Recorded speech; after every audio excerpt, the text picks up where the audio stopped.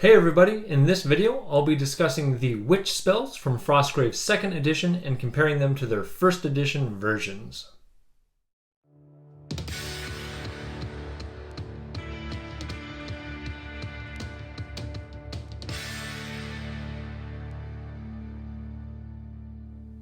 Hey everybody, I'm Alan with Bricks and Blocks Gaming, the channel that plays tabletop games using toy bricks and blocks and discusses the rules and strategies that build the foundation for those games. Be sure to check the description box below where you'll find timestamps for this video, links to some of our other Frostgrave content, and the official PDF from Osprey Games that explains all the spells from Frostgrave 2nd edition.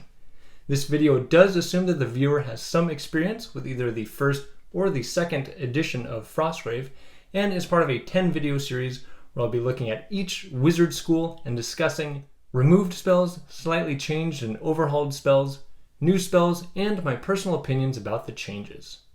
The witch in Frostgrave has an affinity with animals and control over nature. In the 1st edition, they had out-of-game spells that could draw animals to them, or they could help them brew potions which they could hand out to their warband members. They also had a couple spells that affected the forces of nature on the battlefield, and many of their spells were great choices as either primary, aligned, or neutral spell selections. So now let's get to the bricks and the blocks of the 2nd edition witch spells.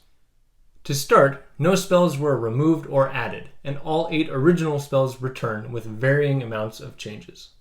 Mud is essentially the same spell, creating a 3-inch diameter area of rough ground anywhere within line of sight.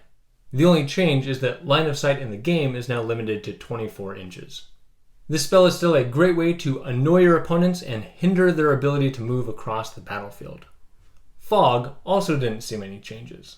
It still creates a 6-inch by 3-inch by 1-inch layer of fog that blocks line of sight but can be passed through normally.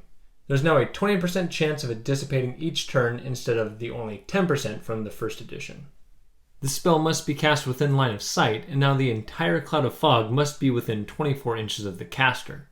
But is still a good way to keep snipers away from key lookout points and to block line of sight for your enemy's spellcasters.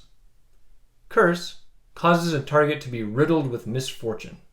In the 1st edition, I considered this spell to be one of the weakest spells in the game, as causing only a -1 to fight, shoot, and will was so minimal that the spell allowed you to cast it up to 5 times on the same target to actually be useful. Now, the casting number has been lowered to 8 from 10, and it causes a -2 to all rolls. And the target can attempt a will roll to resist it at the end of each turn, where before they were allowed to roll immediately after the casting, with no further attempts to resist. And now it can't be cast multiple times on the same target because it's a more powerful spell. I think this spell has improved. The lowered casting number combined with the stronger effect and the fact that there is no immediate will roll means this can be a great spell to use on a spellcaster that hasn't activated yet on the turn or a soldier that lacks decent willpower. Poison Dart fires a small projectile laced with a toxic substance. Initially, I thought this spell had just a small change to weaken it, as it only fires a +3 instead of a +5 shooting attack. In the 1st edition, this spell dealt no damage. Instead, a hit that got past the target's armor just poisoned the target, reducing them to 1 action until they received some kind of healing. Now, they take damage as well as becoming poisoned, and it does state that this is a non-magic attack. Whether the spell has gotten better or worse is kind of a toss-up. It deals damage now, which is nice, but it has a lower shoot bonus, which makes it harder to hit its target. Since poisoning a target is similar to wounding a target if you're using that optional rule, the previous version of the spell was superior against high health opponents like spellcasters and barbarians, as it's hard to get those targets into the wounded state. And against thugs and thieves, the +3 attack will often wound them anyway, making the poison kind of meaningless. A benefit it has, though, is against targets already low on health, as this could cause the final damage to take them out of the battle.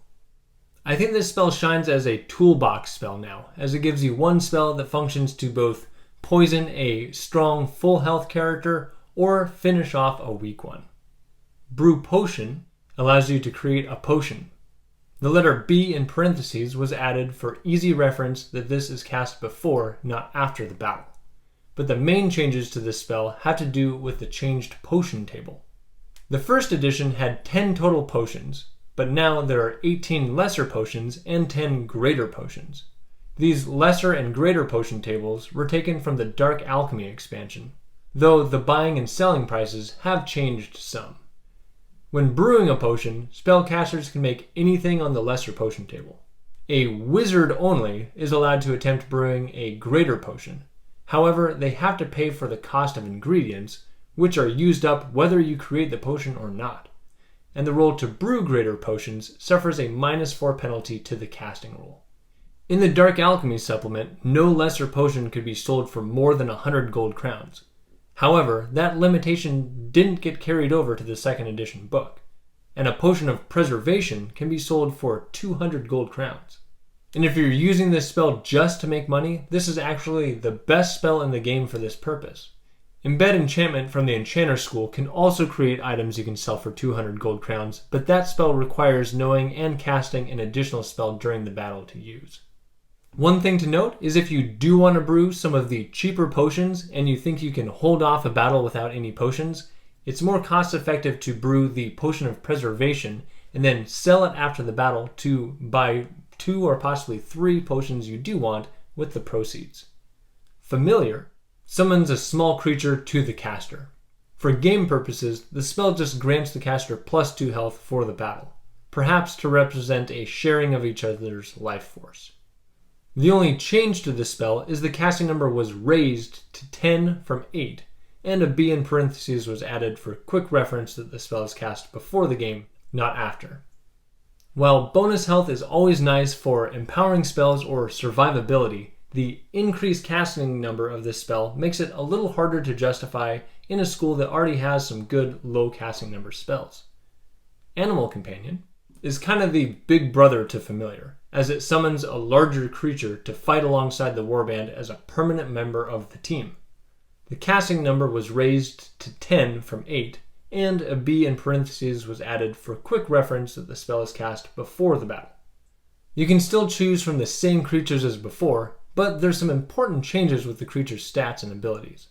Wolves are now pack hunters, so if you have 2 of them, they can activate together. Ice toads had their move increased to 4 and can move at normal speed through water, but they only deal double damage instead of triple damage. Snow leopards have had their fight increased to +3 and suffer no move penalties when climbing. And bears have had their armor increased to 12 and now deal +2 damage. All the creatures gain +3 to their will stat now instead of +2 from the previous edition. Also important is all animal companions count as standard soldiers, so don't fill up one of your 4 specialized soldier slots, which is pretty huge considering a bear is possibly the best soldier in the game, as they are essentially armored barbarians. Just remember that you have to cast this spell after you've already hired all of your warband members, so if you do plan to cast this, make sure to hire a thief or thug to fill all your slots so that if you fail the spell, you won't end up with empty positions in your warband.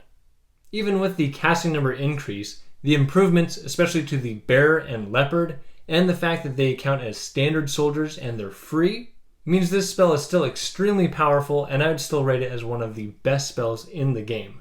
Its one drawback is if your opponent knows Control Animal, which lets the caster take control of an uncontrolled animal or one that's part of an opponent's warband.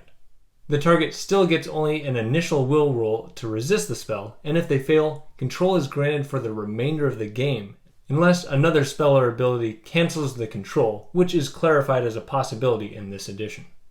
It's added the caster may spend an action to cancel the control, which can be useful if a better target presents itself. I believe this spell shines if you're using the optional random encounters rule, or if your opponent likes to recruit bears with the Animal Companion spell. I think the spells in the Witch School are quite good. Nothing feels too situational, and really any of these spells would be good choices for a starting wizard. I like the changes to Poison Dart and Curse, and Mud and Fog are still great battlefield control spells, as is Control Animal in some scenarios. And Familiar is still a good spell despite its increased casting number.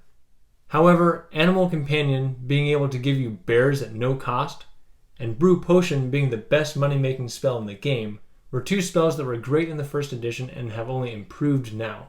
And I think they'll be auto-includes for a lot of witches and aligned wizards, as they'll open doors for you to spend your gold crowns on other things. And those are the Frostgrave 2nd edition witch spells. If I missed a change or got something wrong, let me and the community know in the comments below, as my goal with these videos is to create accurate resources for players. I want to thank you for watching. If you enjoyed this video, feel free to click like, add a comment, or subscribe so you can keep up with all the content that I'm releasing. And with that, I'm Alan with Bricks and Blocks Gaming, and I'll see you on the next video.